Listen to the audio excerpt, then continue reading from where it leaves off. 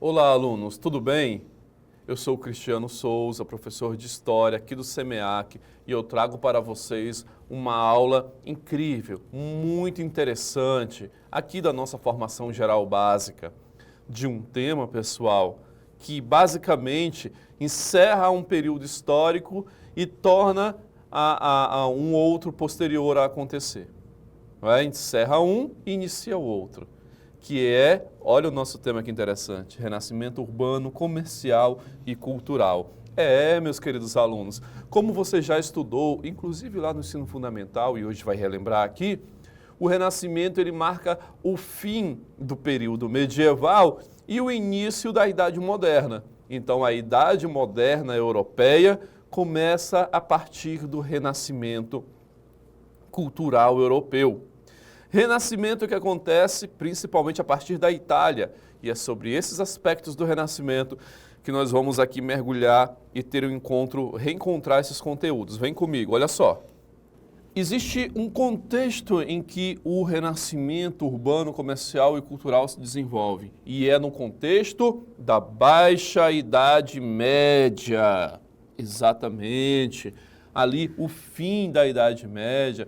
Os últimos séculos dessa Idade Média, aonde nós tínhamos aí uma estrutura feudal ainda dominante. Após a queda do Império Romano do Ocidente em 476, a Europa mergulhou em profunda ruralização. E o sistema feudal estabeleceu uma sociedade rígida e estamental, com economia agrária e comércio praticamente inexistente. Ou seja, é um sistema amonetário. Tá? Não tem a participação de moeda, é mais o sistema de troca, o escambo. E aí, pessoal, nós temos também grandes forças de mudança nessa Baixa Idade Média. Avanço nas técnicas agrícolas, o crescimento populacional gradual começaram a pressionar essa estrutura. Novas ferramentas e métodos de cultivo possibilitaram excedentes que impulsionaram transformações profundas, principalmente a introdução do comércio. Porque a partir do momento que eu fiz as minhas relações de troca e mesmo assim eu tenho excedentes de produção, agora eu vou vender esse excedente. Trocar por moedas de ouro, de prata, enfim, que tem valor monetário. E aí, o comércio. Tudo bem, queridos alunos? Vamos lá, então. O renascimento, pessoal, então ele pode ser dividido, como o próprio título já sugere aqui, renascimento urbano, comercial e cultural. É o mesmo renascimento, mas é só para você entender o seguinte, renascimento urbano, estão renascendo as cidades, o urbano. As cidades europeias estão renascendo, Aquelas cidades europeias das invasões germânicas, das invasões bárbaras no fim do Império Romano, elas estão renascendo agora. O comércio que existia lá em Roma, no mundo romano, e que deixou de existir durante a Idade Média, está renascendo, está voltando a existir. E a cultura greco-romana que existia, está voltando a existir. Essa cultura que foi suplantada, suprimida durante a Idade Média, está voltando a existir. Então, é isso que significa, inclusive, renascimento, né? Está renascendo, está voltando. Vamos lá. Nesse momento do renascimento urbano, nós temos o crescimento dos burgos, que são cidades fortificadas, que emergem como centros comerciais vibrantes e polos de vida social. Muralhas protegem mercadores e artesãos. E é dos burgos que virá aquela classe social nova, cheia de dinheiro, de riqueza. Qual é a classe que vem dos burgos? Os burgueses, ok? Ótimo. Nesse momento temos também aí a fuga de servos. Os servos camponeses abandonam os feudos em busca de trabalho livre nas cidades, onde podem conquistar a liberdade após 1 ano e 1 dia de trabalho. É o nascimento, principalmente nos burgos, da burguesia, essa nova classe social de comerciantes e artesãos que emerge, acumulando riqueza e desafiando o poder da antiga nobreza feudal. Olha aqui um exemplo, e um exemplo que eu trouxe para vocês, impressionante. Gênova alcança 60 mil habitantes no século XII, tornando-se uma das maiores cidades europeias da época. Gênova, na Itália, o grande porto de entrada de mercadorias, mas também de cultura para a Europa. Um dos berços do Renascimento italiano. Então, o renascimento urbano, ele tem causas, ele tem impacto e ele tem consequências. Observa aí nesse esquema que eu trouxe para vocês. Causas, avanços agrícolas, crescimento populacional e fuga de servos. Impacto, olha aqui o impacto, o fortalecimento urbano, o enfraquecimento do feudalismo. E consequências, o crescimento dos burgos, a diversificação de ofícios e a mobilidade social. Então, o renascimento urbano tem causas, tem impacto e tem consequências. Nesse momento, inclusive, acontece a grande expansão do comércio e das feiras nas cidades italianas e mais tarde em toda a Europa, meus amigos. Nós temos aqui a retomada das rotas comerciais pelo Mediterrâneo, com o Oriente, que voltam a funcionar trazendo especiarias, tecidos, produtos exóticos. Vocês sabem que as especiarias são todos aqueles produtos valiosos que a Europa não detinha e que era trazidos da África, tá? Trazidos também do Oriente, da Ásia, para a Europa, para ser comercializado na Europa, ok? Nós temos então a introdução, olha só, de uma economia monetária. Lembra que eu acabei de falar que na Idade Média a economia era amonetária, ou seja, não tinha participação de moeda, de dinheiro? Agora com as feiras, não é? Com o comércio, com as novas rotas, a economia vai mudar. Ela vai se tornar monetária, ou seja, com o uso do dinheiro, certo? O escambo da Idade Média, que eram as trocas, dá lugar ao uso de moedas. Surgem os primeiros bancos e sistemas de crédito, revolucionando as transações comerciais. Temos também ali as feiras livres. Grandes feiras tornam-se centros vitais de troca, circulação de mercadorias e encontro entre comerciantes de diferentes regiões. E isso é um grande impulso à urbanização. O crescimento do comércio alimenta a expansão das cidades e enriquece a burguesia, alterando o equilíbrio de poder medieval. Existe uma relação entre o renascimento comercial e o urbano, tá? E essa relação é importante você entender. Observa aqui. Com o comércio crescente, nós temos uma demanda por produtos diversificados. Isso estimula o crescimento das cidades e atrai trabalhadores especializados. Ou seja, a partir do momento que o comércio começa a crescer, as cidades também começam a se estruturar para acompanhar esse crescimento comercial. Essa relação é importante. Então, as cidades começam a se tornar cidades maiores. Os centros urbanos expandidos atraem comerciantes, artesãos e investidores, criando os mercados cada vez mais dinâmicos na Europa. A ascensão da burguesia também foi muito importante. A burguesia ganha poder político e econômico, conquistando privilégios e desafiando a hegemonia da nobreza feudal. Esse ciclo virtuoso criou uma espiral de crescimento que transformou irreversivelmente a estrutura social medieval, abrindo caminho para novas formas de organização política e econômica na Europa. Nós temos, a partir de então, na Europa, um novo momento. E esse novo momento é marcado, olha só, primeiro pela circulação de novas ideias. O renascimento urbano e comercial cria um ambiente propício para o intercâmbio cultural sem precedentes.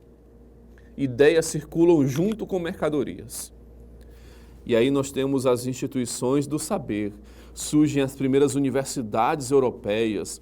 Textos clássicos greco-romanos são redescobertos, traduzidos e estudados intensamente. Acontece também um grande florescimento artístico. É por isso que o Renascimento ele é urbano, ele é comercial e ele também é cultural. Olha só o florescimento artístico, meus alunos. A arquitetura gótica impressiona com catedrais majestosas. A literatura, a filosofia, artes plásticas atingem novos patamares de sofisticação. Então, meus queridos alunos, nós temos aí como se fossem 3 renascimentos interligados que combinam-se em um apenas, tá? Observa. Nós temos movimentos que se conectam para transformar a Europa.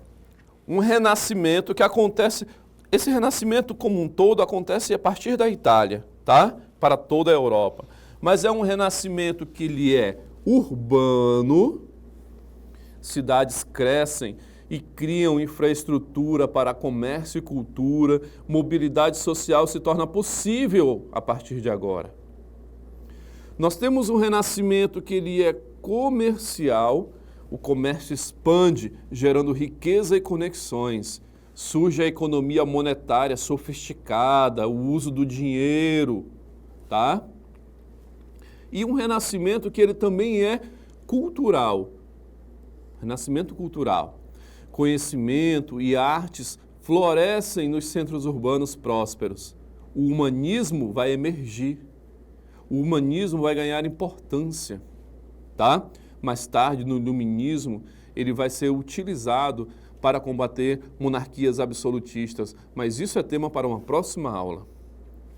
Então, esse renascimento, que começa na Itália e se expande para a Europa, que é a junção de 3 renascimentos que se combinam, ele vem aí desafiando o sistema feudal.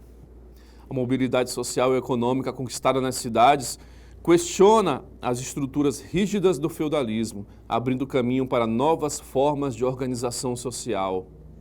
Nós temos, então, a base da modernidade europeia. É por isso que o Renascimento inaugura a Idade Moderna.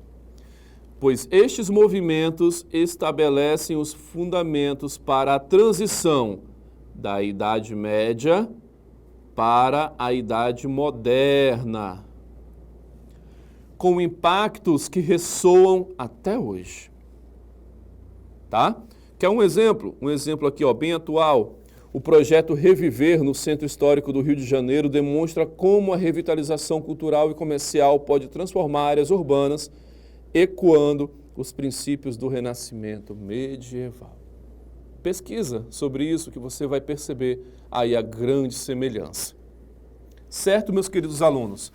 E agora, com base em tudo que você já sabe, traz consigo, já estudou inclusive esse tema, tenho certeza, te convido a resolver essa questão aqui.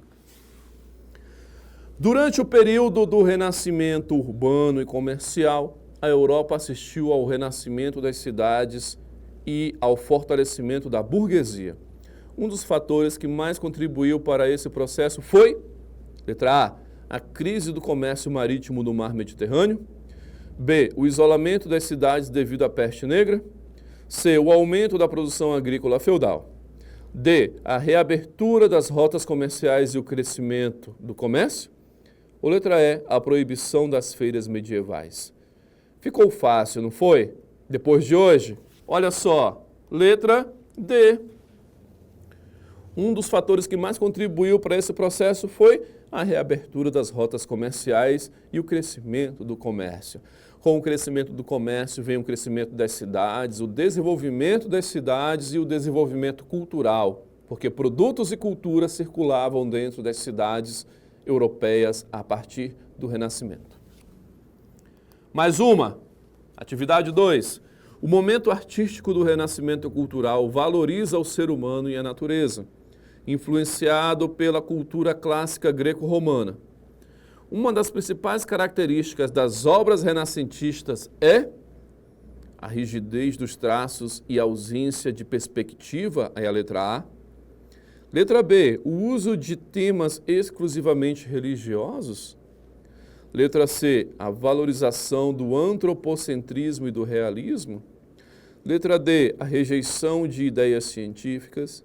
Letra E, o predomínio da arte abstrata. Lembrando do que você já estudou, fica óbvio que é a letra C. Valorização do antropocentrismo. O que é o antropocentrismo? É o novo conceito que se inaugura no Renascimento do homem ser o centro de todas as coisas, o centro do saber. E do realismo em suas obras. Esse realismo que tinha sido abolido na Idade Média e que volta à tona na Europa.